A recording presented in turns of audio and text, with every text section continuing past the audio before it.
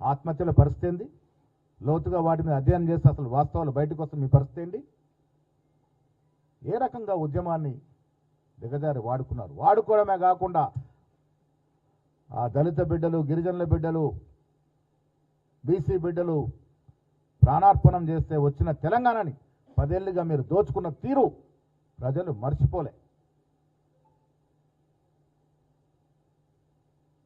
తండ్రి ఒక దిక్కు, కొడుకు ఒక దిక్కు, మేనలుడు ఒక దిక్కు, సడ్డకుని కొడుకు ఒక దిక్కు, బిడ్డ ఒక దిక్కు, చుట్టాలు ఒక దిక్కు, తాబేదారులుగా ఉన్నటువంటి ఆనాడు మంత్రులు, ఎమ్మెల్యే ఒక దిక్కు, ఏ రకంగా తెలంగాణ ఎన్ని రకాలుగా దోచుకున్నారో తెలంగాణ ప్రజలు మర్చిపోలే. ఇంత తెలంగాణ దోపిడీ గురి చేసి 7.5 లక్షల అప్పు చేసి పలాయనం చిత్తగించేలా ఫామ్ హౌస్కి పరిమితమైతే మళ్ళేదో దీక్షల పేరిట కోట్ల రూపాయలు ఖర్చు పెట్టి ఉనికిని చాటుకునే ప్రయత్నమే చేస్తూ ఉన్నారో తెలంగాణ ప్రజలు తిరస్కరిస్తారు, గుర్తుపెట్టుకోండి.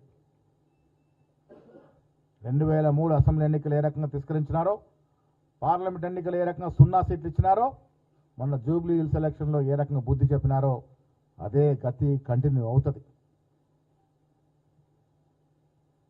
నేను రిపోర్ట్లన్నీ కూడా కేటీఆర్ కూడా పంపిస్తా ఉన్నా, చదువుకోండి. మీరు ఈ దీక్షలు చేసిన తీరు తెన్నులు, డాక్టర్స్ ఇచ్చిన రిపోర్ట్లు ఇవన్నీ కూడా మీకు కూడా పంపిస్తాం, చదువుకోండి. ఇంకా ఈ దీక్షా దివస్లు ప్రజల్ని మభ్యపెట్టే కార్యక్రమాలు మానుకోండి. మీకు మన చిత్తశుద్ధి ఉండి నిజంగా చేయదలుచుకుంటే సోనియా గాంధీ గారు ఫోటో పెట్టుకొని ఈ వారం రోజులు పాలాభిషేకాలు చేయండి. ప్రాణ అర్పించినటువంటి త్యాగదనులకి నివాళులు అర్పించండి. జయజయలు కొట్టాల్సింది కేసీఆర్ దీక్ష కాదు. దళిత బిడ్డలు అంటించుకోవడానికి నిప్పు దొరుకుతుంది, కిరోసిన్ దొరుకుతుంది, కానీ కిరోసిన్ పోసుకున్న హరీష్ రావుకు మాత్రం అగ్గిపెట్ట దొరకదు. అన్నట్టు నమ్మిరు ప్రజలు. ఎవరు బలిదానం ఇస్తే ఎవరు అనుభవించారు, ఎవరు తెలంగాణ ఇస్తే ఎవరు అధికారంలోకి వచ్చారు. సోనియా గాంధీ గారు లేకుంటే తెలంగాణ ఆవిర్భావం అయ్యేదే కాదనే మాట కేసీఆర్ గారు సాక్షాత్ చెప్పారు. ఆ తర్వాత అదే సోనియా గాంధీ గారిని ఇష్టం వచ్చినట్టు మాట్లాడినారు. సోనియా గాంధీ గారి యొక్క దయ లేకుంటే తెలంగాణ వచ్చేది కాదు, కేసీఆర్ ముఖ్యమంత్రి అయ్యేవారు కాదు, కుటుంబ సభ్యులంతా అధికారం వచ్చేది కాదు, ఈ రకంగా దోసుకునే అవకాశం మీకు వచ్చేది కాదు. వేల కోట్ల రూపాయలు దోసుకొని తెలంగాణని అప్పుల పాలు చేశారు కాబట్టి మిమ్మల్ని ఇంటికి పంపినారు. 2023లో ప్రజాదరణ కలిగినటువంటి నాయకుడు రేవంత్ రెడ్డి గారు సారథ్యంలో జరిగిన ఎన్నికల్లో బట్టి విక్రమార్క గారు, ఉత్తమ్ కుమార్ లాంటి వారు, దామోదర నరసింహ లాంటి వారు, జానారెడ్డి వంటి వారు, హనుమంతరావు లాంటి వారు, చాలామంది సీనియర్లు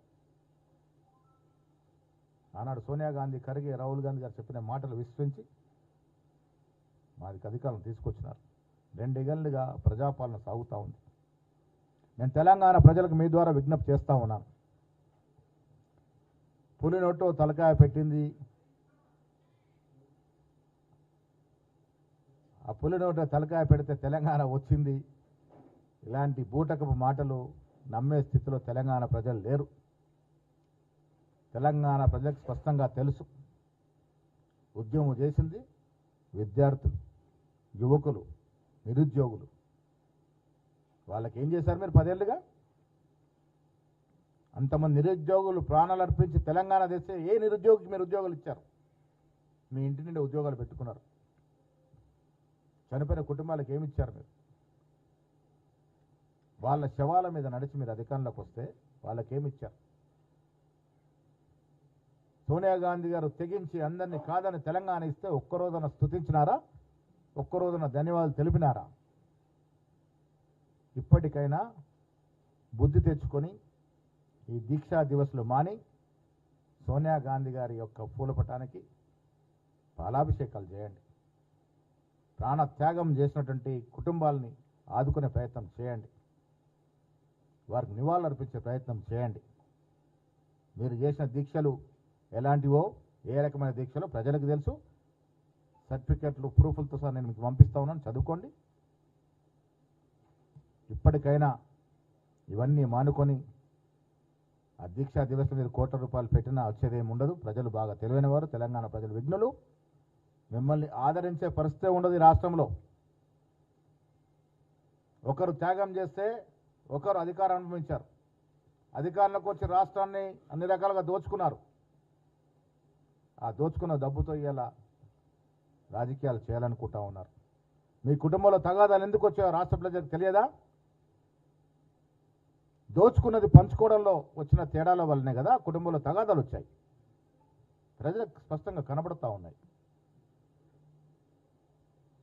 ఇలా కేసీఆర్ గారు ఫామ్ హౌస్ పరిమితమైతే హరీష్ రావు ఒక దిక్కు, కేటీఆర్ ఒక దిక్కు, కవిత ఒక దిక్కు, పంచుకున్న వాటాలు సరిగా చిక్కక బజార్న పడి మాట్లాడుకున్న తీరు ప్రజలు గ్రహిస్తూ ఉన్నారు. దీక్షా దివసులకు ఇంకా ప్రజాదరణ ఉండదు కాక ఉండదు. బీఆర్ఎస్ పార్టీకి ఈ రాష్ట్రంలో ఉనికి మళ్ళీ రాదుగాక రాదు. ఈ రాష్ట్రాన్ని ఎన్ని రకాలుగా అభివృద్ధి సంక్షేమిస్తున్న కాంగ్రెస్ పార్టీ ఇవాళ వాస్తవాలతో బయటికి రావాలని మేము ముందుకు వచ్చాం. మీకు కూడా కాయిదాలు ఇస్తాం.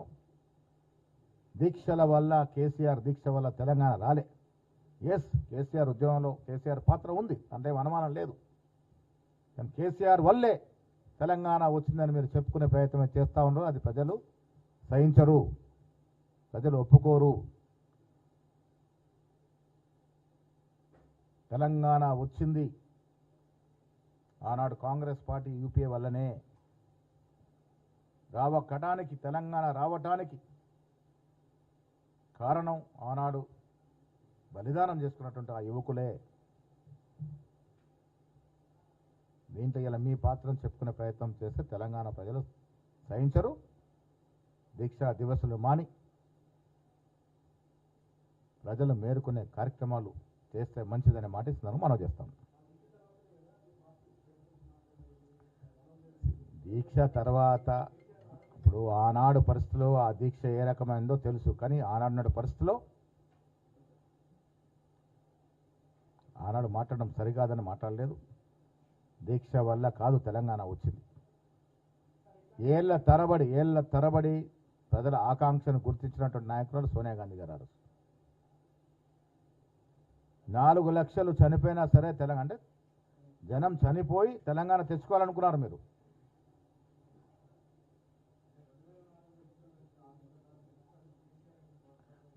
ఒక రాష్ట్రము క్రియేట్ కావాలంటే ఆషామాషి కాదు. అన్నదమ్ములు ఆస్తులు పంచినంత సులభం కాదు. ఒక రాష్ట్రాన్ని ఒక రాష్ట్రం నుంచి విడదీయాలంటే అక్కడ సెంటిమెంటు, కథ, కారకాన ఇదంతా కూడా పెద్ద ఎక్సర్సైజ్ చేయాల్సిన అవసరం ఏర్పడింది. కాబట్టి తెలంగాణ వచ్చిన తర్వాత చాలామంది భయపడ్డారు. ఆనాడు ముఖ్యమంత్రి కిరణ్ కుమార్ రెడ్డి గారు సమర్థవంతంగా ఎదుర్కోగలిగినాడు. నిజంగా కూడా ప్రాపర్ ప్రొసీజర్, ప్రాపర్ ఎక్సర్సైజ్ లేకుండా చేసిండుంటే ఇంకా ప్రాణ నష్టం జరిగేది ఆంధ్ర ప్రాంతంలో. కాబట్టి దానికి చాలా సుదీర్ఘంగా ప్రణాళికలు చేసి పద్ధతి